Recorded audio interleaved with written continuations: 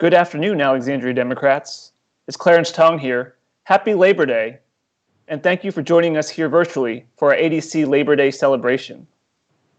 While we are disappointed we cannot hold our annual Labor Day picnic at Fort Ward Park this year, it has never been more important to recognize the contributions of labor unions and workers, especially during this COVID pandemic. We thank our essential and frontline workers, first responders, healthcare professionals, and so many others in our community for their sacrifice and efforts to fight this COVID pandemic, provide critical services, and keep our economy going during this challenging time. I would also like to thank our ADC Labor Caucus, led by co-chairs Russ Davis and Sean Casey, for their tireless efforts. The Labor Caucus has been meeting weekly for months during this COVID pandemic to help support workers and their families during this challenging time. This has included advocating for rent and mortgage moratorium in the Commonwealth, and advancing an essential workers' bill of rights to promote safe workplaces, job protections, and paid sick and family leave, some of which is being addressed in the General Assembly's special session right now. You will have an opportunity to hear more today about important efforts at the local, state, and federal level to support workers. A great lineup of speakers that include Nova Labor President Virginia Hyman, House Majority Leader Charniele Herring, Councilwoman Del Pepper, Congressman Don Beyer, Senator Mark Warner, and the Biden campaign's National Political Director, Erin Wilson. We are also less than 2 months from Election Day, Tuesday, November 3rd. And I don't need to convince you that the stakes for this presidential election could not be higher. The direction of our country wrong for too long, that Trump represents an affront to our values, a threat to our democracy, and is probably the worst person to lead our country through this unprecedented time of crisis. But we can change our course if we each do our part, and we can build back better by taking back the White House, gain control of the Democrats in the Senate, and pick up additional House seats in the House. We are not taking any chances and have worked throughout the summer to prepare for the November election. You may know that the first votes will be cast in Virginia next Friday, September 18th. With no excuse absentee voting taking effect on July 1st, the ADC launched a public education campaign to make sure that people know that they can vote by mail and early in person at locations across the city of Alexandria. Back in July, the ADC sent postcards to approximately 20,000 Alexandria voters with simple instructions about how to vote by mail. Since then, we have been following up with these voters through our virtual phone bank, and our field operations team, led by Sissy Walker, has recruited dozens of volunteers to make thousands of calls, reaching hundreds of voters so far to answer their questions. And soon we will begin our efforts to chase those absentee ballots so all votes can be cast properly. Additionally, our diversity task force, led by Sharon Wilkinson, has been connecting with local businesses, community and faith leaders across the city to share information about absentee voting and the upcoming election. The team designed and distributed materials with partial translations in 4 different languages: Spanish, Arabic, Amharic, and English.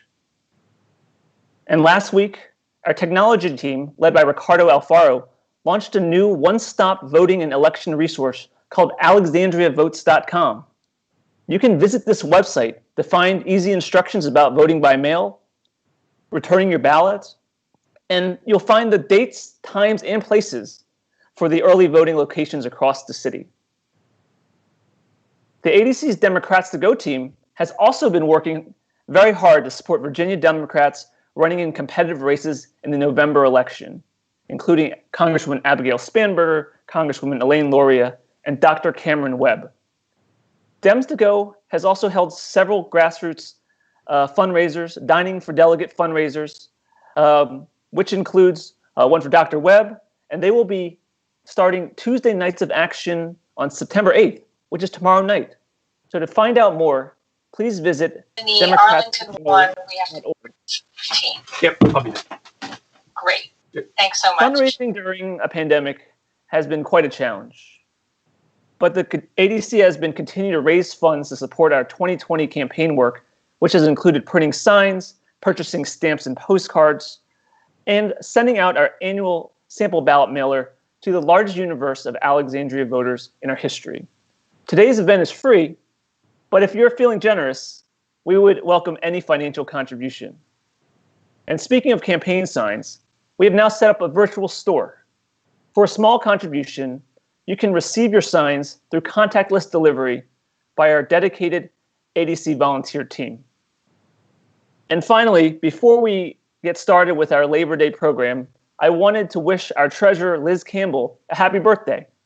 Liz has served as the ADC's treasurer since 2004, working to make sure that we stay compliant with our federal and state reporting. Liz has also been helping out at our ADC office throughout the summer to make sure that your phone calls, messages, and emails get answered. Thanks for all you do, Liz. Our first speaker today is one of our Commonwealth's most steadfast and effective labor leaders, Northern Virginia AFL-CIO President Virginia Diamond.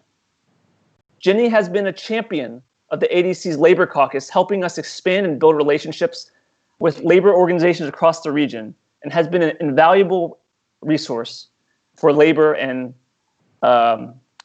worker policy and legislation. Please welcome Jenny Diamond. Thank you so much, Clarence. And I just want to commend Clarence Tong for his inspiring leadership of the Alexandria Democrats. He's been a wonderful friend, extremely generous and supportive of all our efforts in labor. And we really appreciate the fact that on Labor Day, you always center the needs of working people and celebrate labor unions. So thank you so much, Clarence. And thank you for your shout out to the Alexandria Labor Caucus. I also want to commend our leaders, Russ Davis and Sean Casey, who have done a wonderful job bringing together so many union members and leaders and community supporters. And over the years that we've been working together, they've taken on some really important issues and been successful at helping the transit workers, the bus operators, get collective bargaining rights and bring themselves out of poverty into the middle class. They've supported the school custodians when they were facing layoffs. They've worked with the tenants at Southern Towers who are struggling to get rent relief and eviction moratorium. And right now they're also focused on the issue of the Virginia Tech Innovation Campus.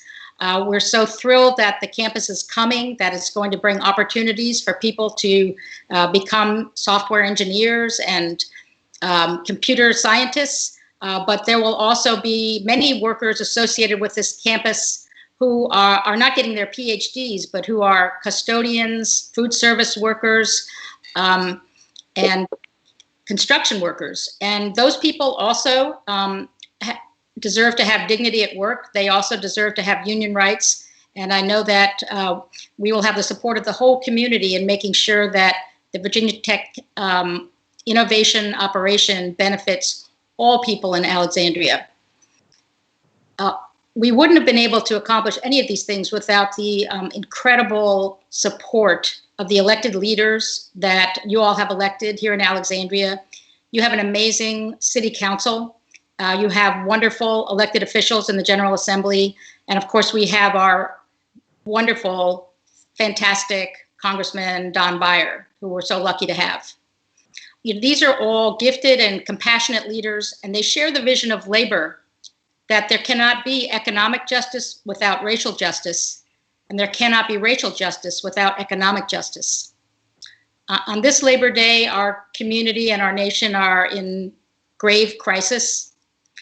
Service workers here in Alexandria, workers from the airports, hospitality or retail, food services, they are without jobs now. And because they've been working paycheck to paycheck, they have no savings to fall back on. They have no accessible health care.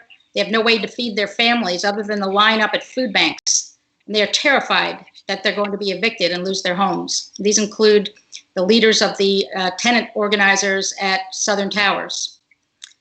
Also, frontline essential workers who have remained employed, grocery clerks, custodians, warehouse and poultry workers, workers in nursing homes and hospitals, disproportionately people of color, and they are facing higher rates of illness and of death, risking their lives to continue providing services to us. However, when they do get sick, they are not eligible in Virginia for workers' compensation. And other than that small number of them that are lucky enough to be union members, many of them do not even get sick pay when they are forced to leave work. So the impact of the pandemic and the economic fallout has been catastrophic for working class people because it is superimposed upon decades of declining incomes and growing inequality. Anti-union policies, union busting by corporations since the 1980s, and enabled, to be honest, by both parties, has led to a dramatic decline in unionization, leaving workers without power, without a voice, and of course, the most deeply affected are workers of color. It is absolutely essential that we elect Joe Biden and a Democratic Senate in order to preserve our democracy, to protect the most vulnerable, and to heal the divisions stoked by this president. The new administration and Congress must act to allow workers to organize unions by passing the PRO Act and by repealing the right to work law. We can't achieve these things unless Democrats win, and we need the Democratic Party to embrace the needs of the working class. At Nova Labor, we're launching our political program this week with a massive virtual phone bank and texting, postcards and mailings, lit drops, and of course, the all-important worksite mobilization. And I know the people of Alexandria will also do their part. I hope that next year, when we get together, we will be together in person and we will be lifting a glass of lemonade, toasting the election of Joe Biden and Kamala Harris in a much, much better time for all of us. So happy Labor Day and solidarity forever. Great. Thanks so much, Ginny. Thanks for all you do to support our labor unions and working families all across the region. And, we stand with you to work hard to make sure that we're able to get, everyone through, this COVID crisis. Our next speaker today is House Majority Leader Charniele Herring. She serves as our delegate in the Virginia 46th House District, which covers the west end of Alexandria. Charniele previously served as the House Caucus Chair, where she played a critical role in Democrats gaining control of the Virginia House last year. And the General Assembly is currently in a special session considering critical, timely budget matters, including legislation to support the upcoming election process, racial justice and policing, and COVID relief. So we greatly appreciate your time today. Welcome, Charniele. How are things going on down in Richmond? Well, thank you so much, Clarence. And things are good in Richmond and very busy. And I thank you for having me join you and everybody at this Labor Day virtual picnic. And I just want to take a couple of minutes to thank the Alexandria Democratic Committee for all that you've done to help us get to a majority. The work that we put in matters. And you can see in the legislation that we had this past session on pro-union and pro-labor bills, raising the minimum wage, encouraging the project labor agreements, and the list goes on of what we've done for labor. But you know what, our work continues, and we're going to continue working and continue fighting for workers.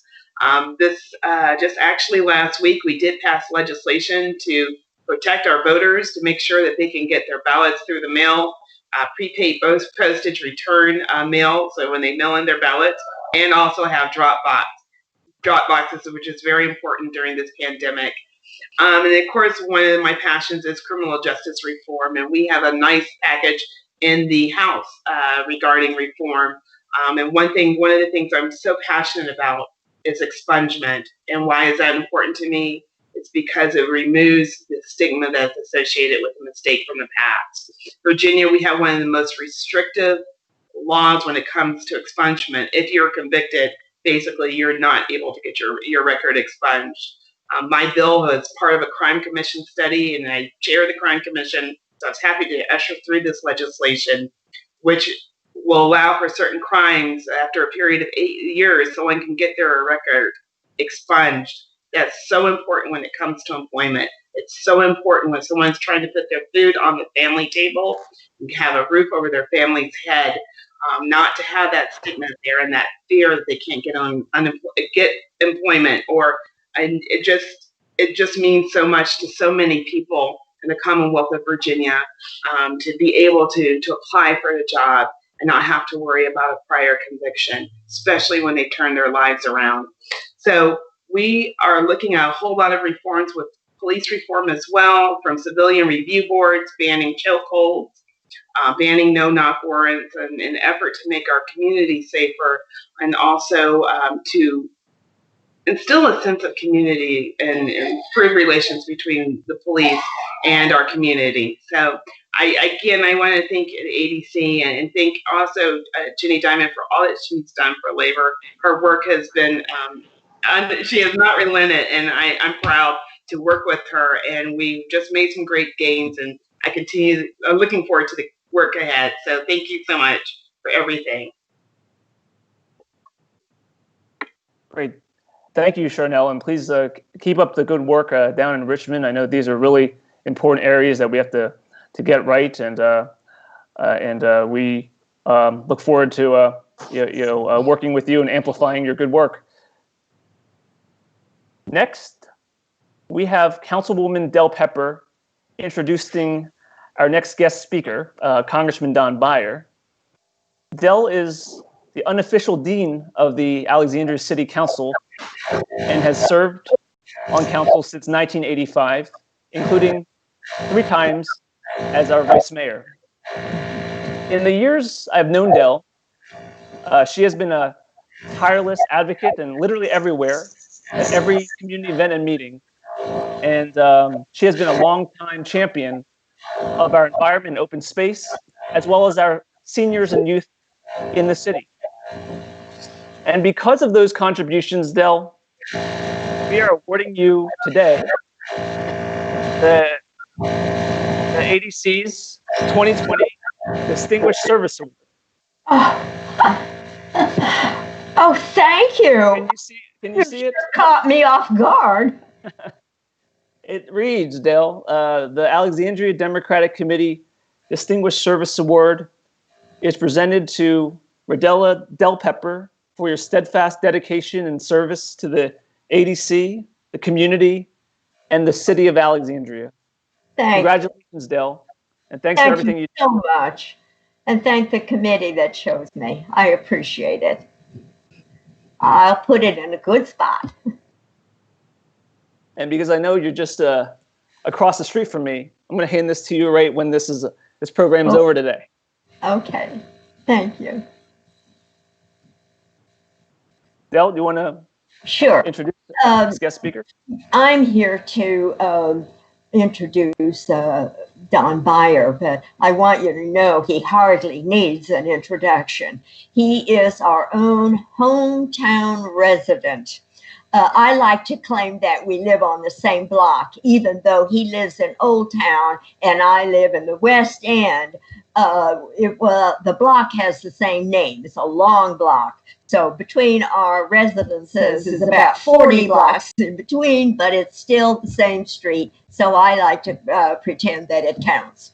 Anyway, I think we all feel that we know the congressman well because, you know, he attends a lot of our events. He has a presence in the city, and he's here attending our things throughout the year. And I don't mean just at election time, although we like him at election time especially. Anyway, he has, because he is so involved with us, he really has a feel for the city. And what I think, is very important is that he appreciates the things that we value for sure. Anyway, we have all known the congressman. He's been a champion for the causes that we value. But I want to tell you about a few pieces of legislation that he championed recently on behalf of our workers and our families. Now, Clarence has only given me 3 minutes, so you can be sure I'm going to talk fast here. And The first thing is he was the original co-sponsor of the Worker Relief and Security Act, which addressed the ongoing expanded unemployment benefits to the public health emergency and economic conditions. This bill would use automatic triggers. We don't have to argue about it every few months. It would be automatic triggers to ensure that assistance continues to flow to the workers for the duration of the pandemic. Now, that could be some time, so it's very significant. And maybe Beyer will be telling us a little more about that. He co-sponsored a Labor Leave Act and protecting the Right to Organize Act, and the Federal Employee Paid Leave Act, very good. And then the last one that I have to mention is that he co-sponsored the Paycheck Fairness Act, so that what it does is it addresses the gender gap, a pay gap facing the ladies. So on behalf of the ladies of Alexandria, as well as the whole community, state, we're so pleased that you have done that. You go, Don. Anyway, before I turn this over to Don, just one more last thing. The city really has a long record of helping our workers, and how knowing and understanding how important workers and their families are, and particularly during this pandemic. And I think some of them have already been noted. And Jenny, we thank you for that. So anyway, Don, it's all yours. Del, thank you very much. I really appreciate the introduction, and happy Labor Day to all of you. First, I'm just so pleased to be part of this wonderful Alexandria community. I confess I wish we were at Fort Ward Park right now, but look forward to being there again next year and for many years to come. It's my only hot dog of the year, I think. And I'm just so proud to represent Alexandria every day on the Hill and in everything that we do. And I'm thrilled to be on here with Ginny Diamond, who is such a tremendous force for good in Virginia and in Northern Virginia especially. Del mentioned COVID, the coronavirus crisis. This has been a very, very busy time on Capitol Hill, trying to make sure that we have unemployment benefits for all the people who are still out of work. We have 30 million people on unemployment insurance. 60 million people since March have applied. We have a growing number of long-term unemployed who've been unemployed for more than 39 weeks. We're desperate to get our schools safe enough for our kids to go back. And as our city council will tell you, the Alexandria budget's about $100 million short. Nationally, state and local governments have already laid off 1 million people. And those are the people that make our community strong. It is so frustrating to watch Mark Meadows, Steve Mnuchin, and the White House fight back on any of the money that we need to get through this crisis safely and with good health. In the meantime, I checked this morning, we're already at 193,000 American deaths. We're now projected to have 400,000 because of Donald Trump's incompetence by the end of the year, which will be more than all of our battle deaths in World War I, World War II, Korea, Vietnam, Iraq, Afghanistan combined. It's just a terrible, terrible time. But I'm looking forward. If we hold the House, I'll be the chairman of the Joint Economic Committee next year.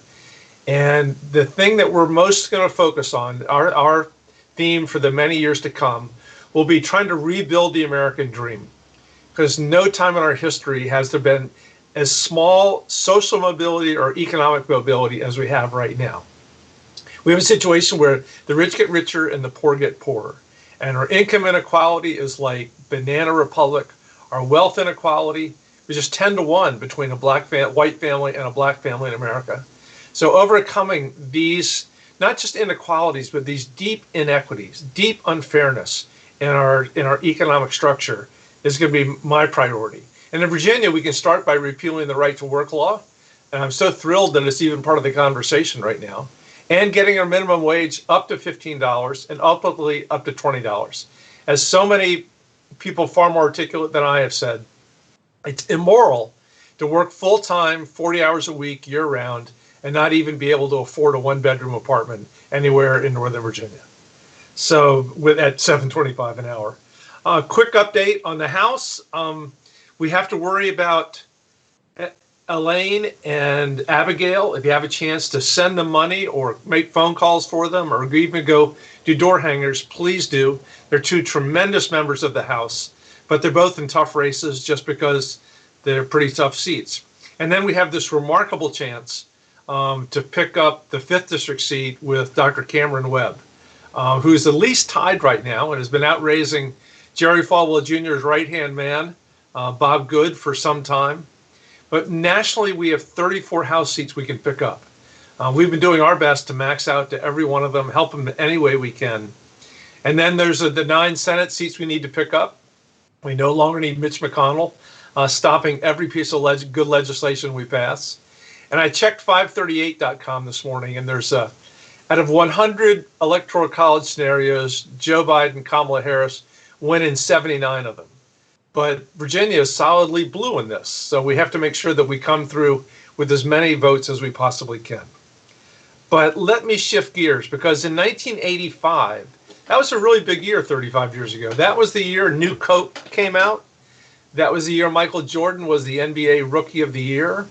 The Calvin and Hobbes comic strip debuted that year. We elected Jerry Beliles, Doug Wilder, the first African-American elected lieutenant governor of the country. Mary Sue Terry, first and so far the only woman elected to statewide office in Virginia. It was the coldest winter we've ever had in Virginia. It was also the year that Del Pepper was elected to the Alexandria City Council. She was born in Omaha, which has also given us Marlon Brando and Henry Fonda and Warren Buffett and Del Pepper.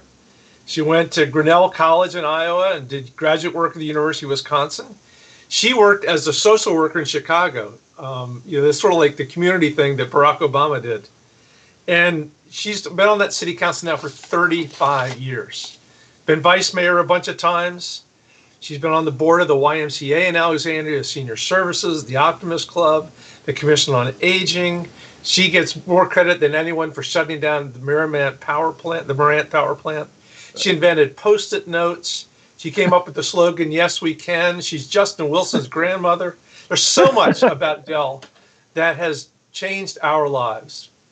I live with a woman who worries every waking minute about whether we're going to elect Joe Biden and Kamala Harris. And I keep coming back to Barack Obama's wonderful wisdom that you shouldn't worry, just work. Don't worry, just work. Well, I think Del Pepper is the living embodiment of working 24 hours a day, 7 days a week for 35 years to make our city the best place to live in America. And I just want to lift my phone to Labor Day to Del Pepper for all that you do and wish you a happy Labor Day. I look forward to Del 35 more years at Fort Ward Park. And with that, Mr. Chairman, I yield. Thank you, Don. I really appreciate those remarks. Thank you, Congressman, for all the work you're doing for us across the river. And, we're also working hard to try to make sure we can keep those competitive seats in the House and gain a few more, including, helping Dr. Webb out. And thanks for all the great work that you do. We are proud to be joined today as well by our hometown Senator Mark Warner. Senator Mark previously served as governor of Virginia and was the previous chair of the Democratic Party of Virginia. Senator Warner has been a leader in so many areas in the Senate, from his role as vice chairman of the Senate Intelligence Committee to making sure that workers in the gig economy are being protected with health care, unemployment, and benefits, particularly during this challenging COVID pandemic. Senator, welcome. The floor is yours. Well, thank you, Clarence. And I'm not sure why my background in my now infamous tuna melt kitchen is looking so funky on this screen, but it almost looks like one of those fake backgrounds. It is the real thing. Let me join with all of my fellow Alexandrians in celebrating Labor Day. Let me say first and foremost, I hope that everybody is safe and your families are safe, and you've not had to experience firsthand the ravages of the virus. Something that, as Don Beyer indicated, didn't have to be this bad or this way. Let me, at the outset, though, 1985 was Don was going through all those things. 1985 was, I think, the first year that I met Don Beyer. I had moved to Alexandria, and he is usually so good at enumerating each and every race. He only forgot the Senate race this year, Don. And I mean, it's going to cost you and Megan another contribution on a coming up basis. And and Don really outlined so many of the significant issues we face in this country, and I want to come back to some of those in a moment. But it was 1985 that I first started getting involved in Alexandria politics. I think I may have joined the committee in '86, and let me add, maybe it was '87. I'm trying to think which, maybe '86, I think. But I want to add my voice as well to commending Del Pepper. I mean, Del was somebody who helped get me into Virginia politics. She and FJ were kind of like stalwarts at every event. There was no event too small that Del wouldn't come and show kind of Alexandria's true colors. And, I think in so many ways, our city is such a wonderful, wonderful place to live and raise a family because of Del Pepper's enormous contributions. So thank you, Del. Let me also give a shout out to Charniele. I know we're going to have folks from the Biden campaign talk. Jenny Diamond was on earlier. Labor Day, it's a little unusual for me actually to be home on Labor Day, as you know, and Don remembers from many years. In Virginia, we have a tradition that for many, many years, I think probably since at least 1990, when I started doing the swing, the last 30 years, probably 25, 26 of those, you start off in Buena Vista, Virginia, you go to Covington, you jump on an airplane and fly over to Bobby Scott's. And for a number of years, we then jumped on an airplane and completely flew all the way across Virginia to Abingdon, usually for acres of Democrats. You get a sense of how incredibly large Virginia is with that kind of day. It also points out the enormous diversity in Virginia. I have been out the last 2 weeks trying to do appropriately socially distancing campaign events, usually roundtables on issues like healthcare or back to school in a safe way. But the one thing that struck me is so many parts of Virginia, you see not a few, but a ton of Trump signs, Trump Pence signs. Even yesterday in Alexandria, I was out with my daughter outside having a brunch, and the weirdest thing happened. For those of you who happened to be down in Old Town yesterday, there was a 100-boat flotilla on the Potomac, all with Trump Pence signs. So I want to first make a request both for Joe Biden and Kamala Harris, and quite honestly, selfishly for me, and that is that we're going to need record turnout. I think Don's going to be all right this year. I don't take anything for granted. I still have horror memories from my 2014 campaign. We're going to need Alexandria to turn out at record numbers. And Clarence, I know you and the committee are going to be doing all you can. And Alice is over here helping me. We're going to do a couple Zooms there, a couple of these events today. Not so much in Alexandria, but if you got friends down in Mount Vernon, we need to get some more Biden and Warner signs down there.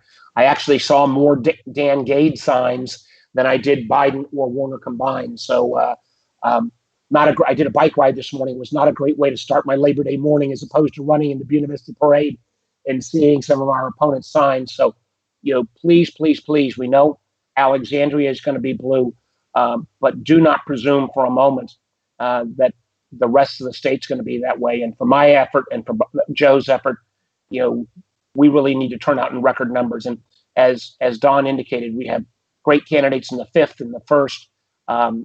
I was down in Virginia Beach last week.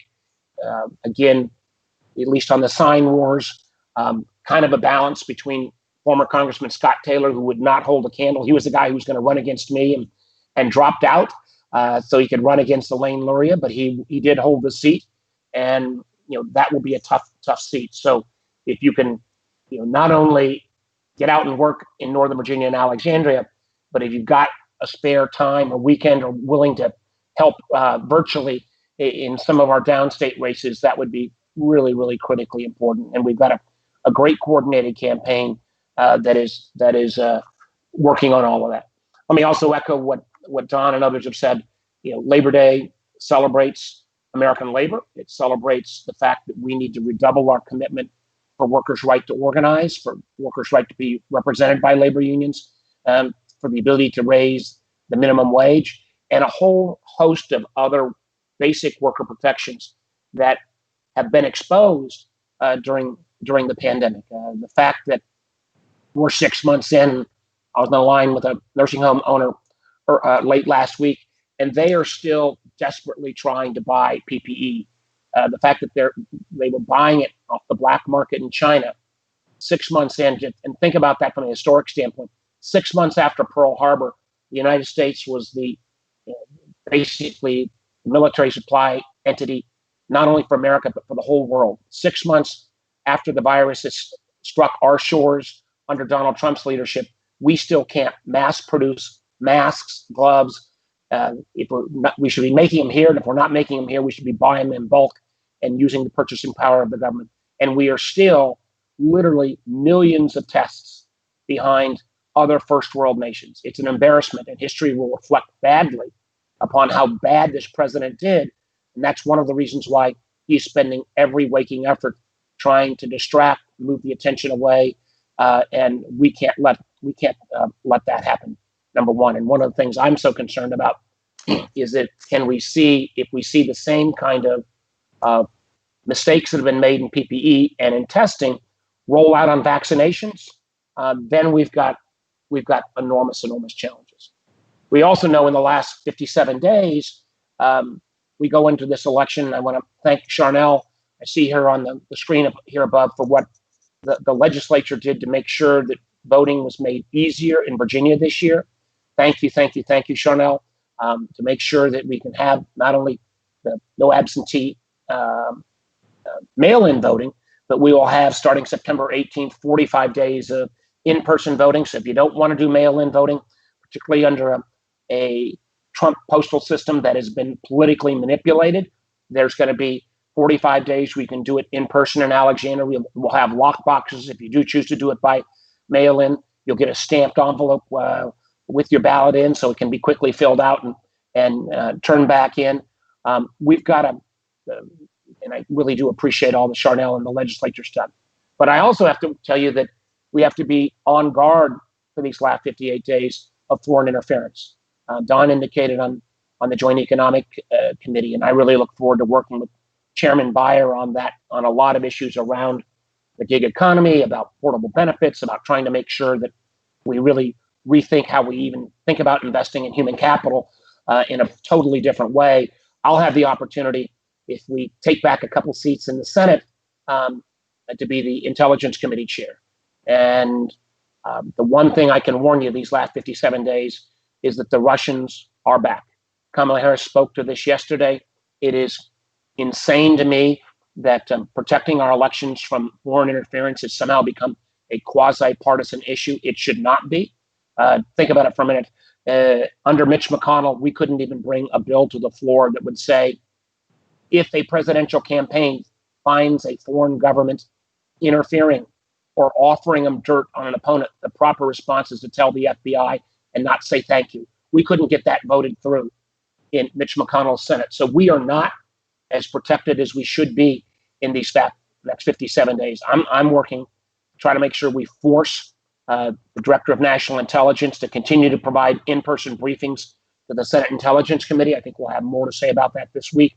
But it is absolutely critical that we warn you, because on this issue of election security, the actual customer, normally with an intel product, the customer is the president, it could be the Congress, it could be a certain combatant commander. But on election interference, the customer is the American public. And if we don't force our intelligence community to come clean with all we already know about what the Russians in particular are intending to do to Joe Biden and Kamala Harris, then shame on us. And that community would lose an enormous amount of confidence, I think. And I know the brave men and women of the intelligence community want to do the right thing. And unfortunately, they're getting politically constrained. We need to have their back and force this information into the public. I know we've got Erin Wilson going to be coming on in a moment, so I will wrap up. But I want to wrap up with kind of where I started. Don mentioned 1985. It was time, and I'd moved to Alexandria in up on Payne Street a year or so earlier than that. It's been my greatest honor in my life to have raised all three of my kids in Alexandria, that Lisa and I still call our home here, to have had the honor of being your governor and now your senator.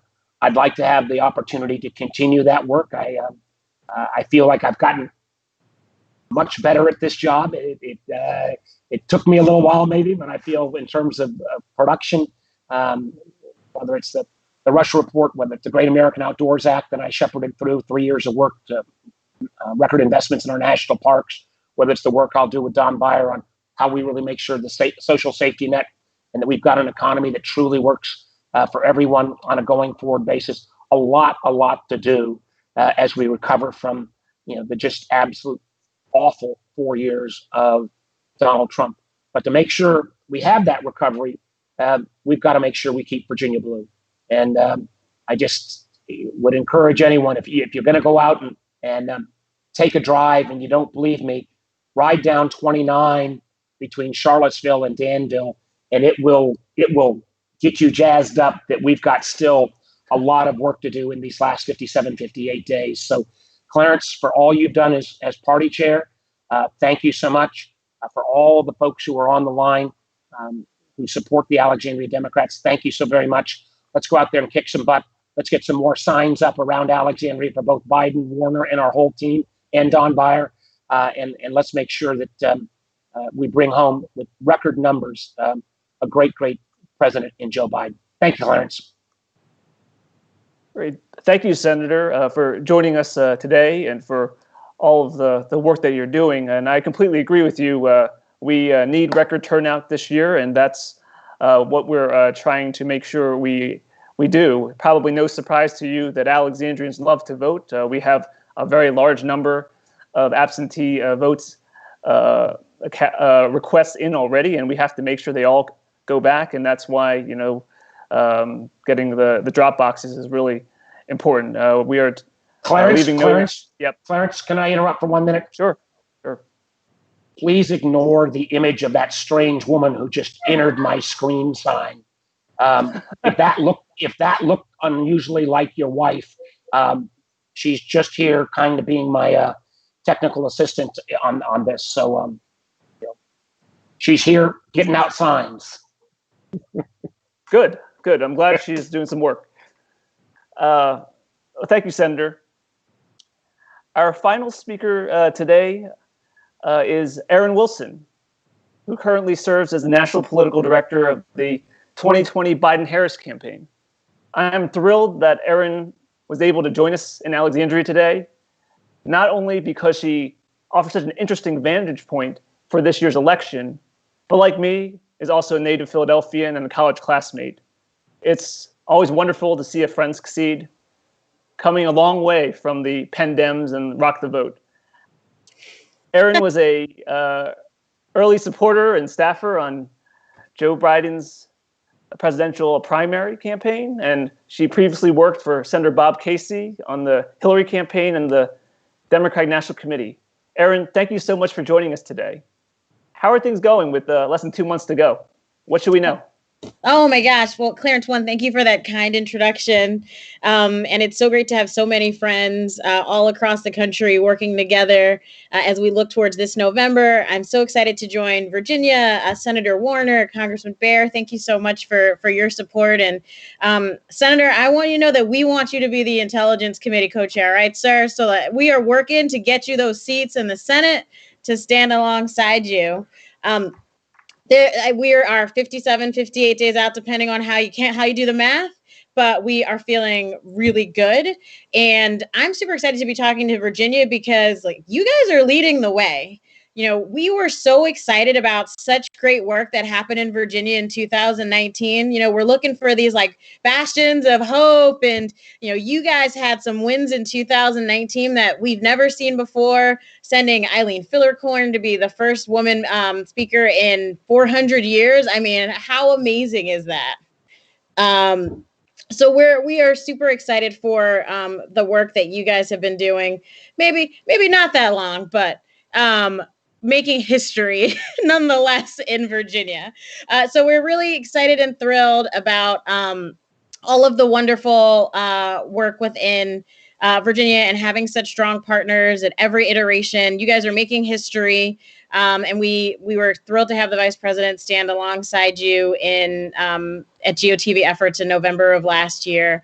And as we look towards November, pulling Democrats along with us up and down the ballot is a huge piece of our strategy. We've campaigned on that throughout the primary, and we will continue to campaign on that.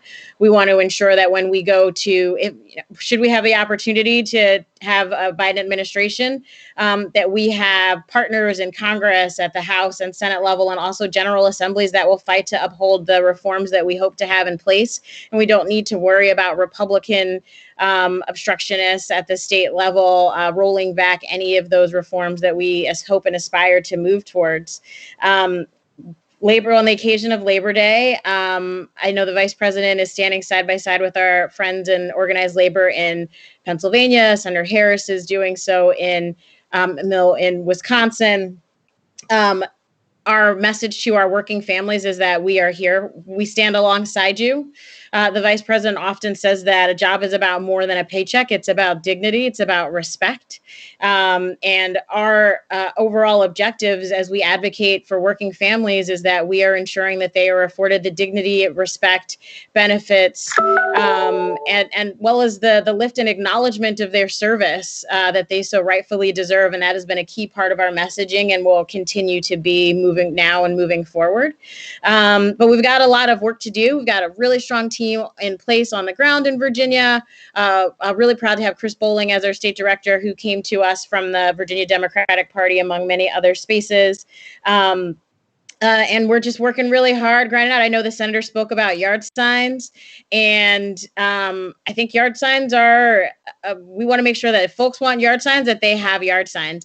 We want to make sure that anyone that wants to express their visibility and their support and enthusiasm around our team, that we're giving you the tools to do that. And so if you don't have them, if you need them, follow up with Terrence. And Terrence, I want to get, if the people want yard signs, we want to get the people the yard signs. So we want to make sure that we're pushing those out as aggressively as directly as we can. And we still have a lot of work to do. We're going to be pushing vote by mail. We're going to be pushing, encouraging folks to make a plan to vote. And we know that this cycle voter education is going to be more important than ever before, because every state has had changes in how they administer their elections, every single one. And we want to make sure all of our voters know the rules within their own states and how they can vote early and how they can vote safely in person. So we've got, Clarence, we are working hard for you guys, okay? Like we are working hard for Virginia. We're working hard for our battleground states. And we're making every day count, every hour.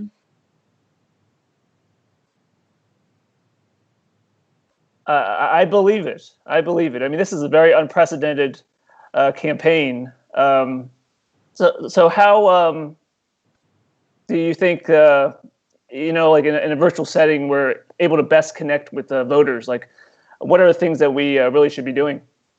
So we are doing a lot of our organizing we are doing virtually, of course, because we have to. There may be situations in some states where we see rates going down that we may be able to do different types of voter contact that are more traditional. But right now our plan is that we are engaging voters through social platforms and going to people where they are. So we're not only are we having content on our own platforms like Facebook. If you tune into joebiden.com/live today at 4:15, you'll be able to see our address to the AFL-CIO and the Vice President's national message on the occasion of Labor Day as we lift and celebrate our working families across the nation. But we have tried very intentionally to create those spaces so that we can create access, but then also to go to voters where they are. So the vice president's done the late night circuit. We're finding creative spaces to make sure we're talking to people individually. And then when we talk about how we're connecting with voters, we're connecting with them over the phone. We're connecting with them over text banks. If you haven't downloaded the Vote Joe app, download it today. You can text app to 30330 or join to 30330.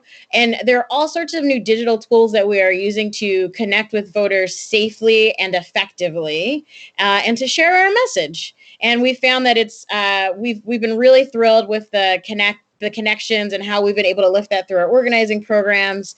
And we have a really strong team in place to continue moving that forward. Well, that sounds fantastic. And I would say that the Virginia team here is really hard at work. I know it's an expanding team. They're doing so many different types of events and constituency outreach. And, we're definitely going to do our part this year in the remaining 57 days to do everything that we can to turn out the vote and make sure that people know about their voting options, which is especially important this year. Well, Erin, thank you so much for joining us today. Anything you want to say? Any departing words for the final speaker? Sure. Well, what I would say is I think this president has made it very clear that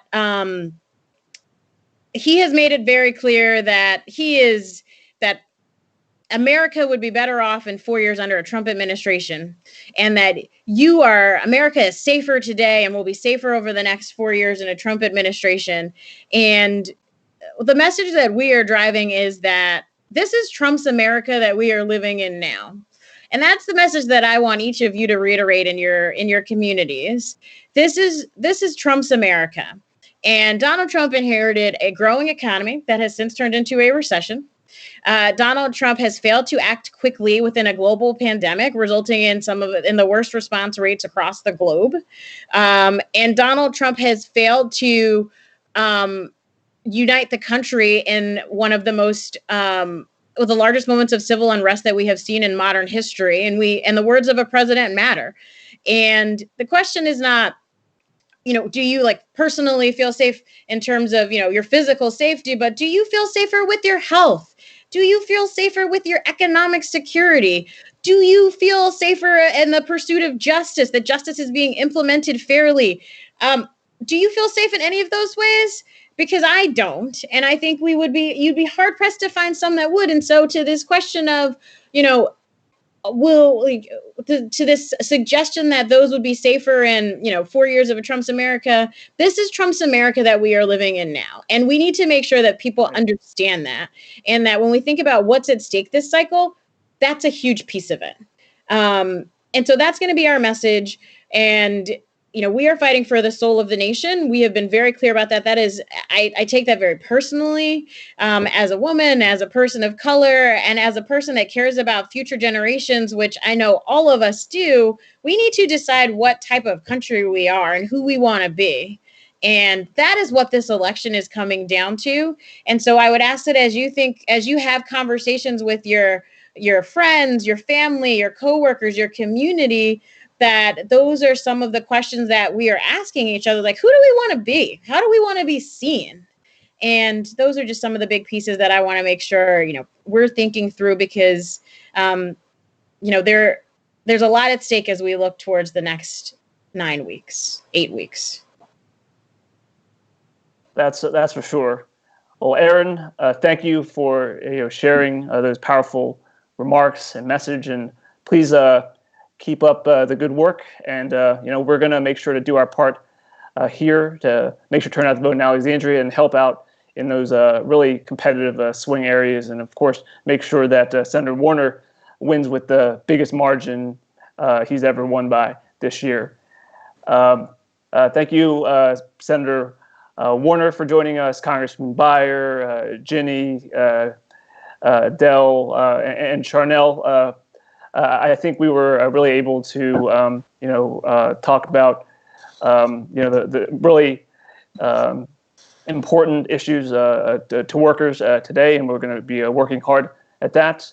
We're going to end today's program with a special tribute to Councilwoman Del Pepper, and I'd like to thank our Vice Chair for Technology, Ricardo Alfaro, for producing today's program and also producing this great video that you're going to see.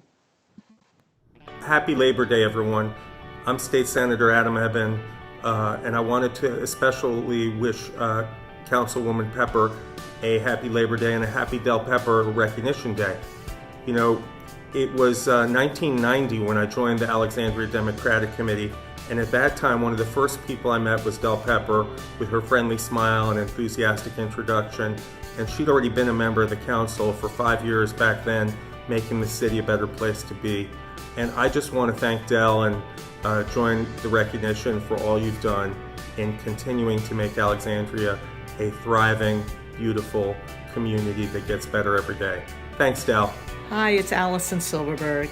Congratulations to Del Pepper for winning the Alexandria Democratic Committee's Distinguished Service Award for her remarkable 35 years on the Alexandria City Council. It was a pleasure and an honor to serve with you, Del, and I wish you all good things. Hi, Del. It's Paul, sending in my video to say congratulations on your 35 years on council. It is a real testament to your devotion to the residents and the city at large on all the issues that matter. And it was a real honor when I was on council to be your seatmate during several of those years. Learned a lot from you, having that background and history and knowledge of the various issues. And also enjoyed our banter every now and again. And I'll keep your secret safe on what's actually in those little cups.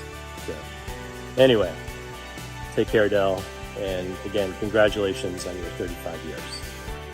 It's an honor and a privilege for me to extend congratulations to you on your 35 years of service here in the Alexandria City Council on behalf of all of our great citizens. I also want to thank you for being such an outstanding colleague and mentor to me for the many years that I was in elected office, both as city council member and the mayor. I wish you the best and continue your goals in life, and I look forward to voting for you again in the next election. Again, congratulations. Hey Del, what can I say that probably hasn't been said already, right? So I just want to send you another huge congratulations on your Distinguished Service Award. It is very much well-earned and well-deserved. I want to thank you again, too, for your 35 years of service on City Council and even more years before then serving our community here in Alexandria. I know we've only been working together for about a year and a half, but I have thoroughly enjoyed myself, and I especially enjoy some of our giggles that we have on the side from time to time. So thank you again for everything that you've been doing for Alexandria, and I will see you soon enough. From being this girl growing up and putting out your pepper paper, dropping the lit in Fox Chase all those years ago, to 35 years later. What an accomplishment, and honestly, a testament of not only your character and your loyalty to Alexandria, but also the Alexandria residents and constituents that have continued to support you in this office.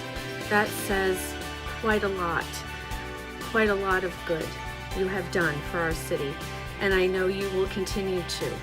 So thank you for your service, Del. You are a testament to a great city of Alexandria and the glue of a lot of councils over the years. So thank you. Congratulations, Del, on your amazing tenure and legacy on City Council. But most importantly, thank you for all that you do for Alexandria. I think that everyone knows that 35 years of public service is pretty incredible, but I didn't truly understand how remarkable it was until I started serving on City Council. Thank you for your leadership and your championship of so many important issues, from the environment to employment opportunities for our youth and our seniors. Our city is better because of you. I'm truly fortunate to have the opportunity to serve with you, and I look forward to continuing to learn from you. Thank you for all that you do. I'm Justin Wilson, Mayor of the City of Alexandria, and it is my honor to join the Alexandria Democratic Committee in honoring Del Pepper for her 35 years of service to our city on the City Council. While I remind Del that I was only 6 years old when she was first elected, it has been my honor to serve alongside Del for almost 10 of her 35 years. There are so many things one could say about her. She studies the issues before they come to council. She asks difficult questions and ensures that her votes are in the best interest of our city and its residents. But when the chips are down, Del has a commitment to good government, and she's willing to be absolutely courageous in pursuit of that commitment. That's what I respect the most. As a Democratic family, it's also important to recognize that Del lives, breathes, and exemplifies our shared democratic values on and off the dais. Thanks to Del for your 35 years of service to our city. I look forward to serving together with you for years to come.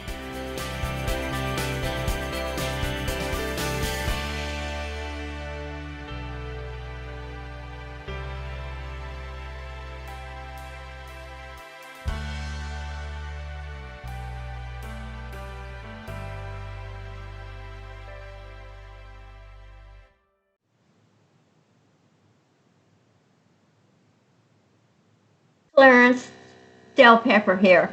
Hey, Del.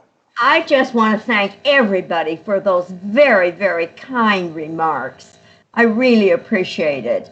I particularly wanted to note that that's totally exaggerated that I could possibly be Justin's grandma. Great. Anyway, just want you all to know that that's not possible. The calendar doesn't lie. Thank you. And everyone, I so appreciate this honor. Great. You caught me by surprise. That was the goal. I know that you take everything very seriously, so we want to make sure we give you a good surprise. And thank you again for everything that you do, Del. And and on that, happy Labor Day, everyone. We'll see you soon. Thank you. Bye.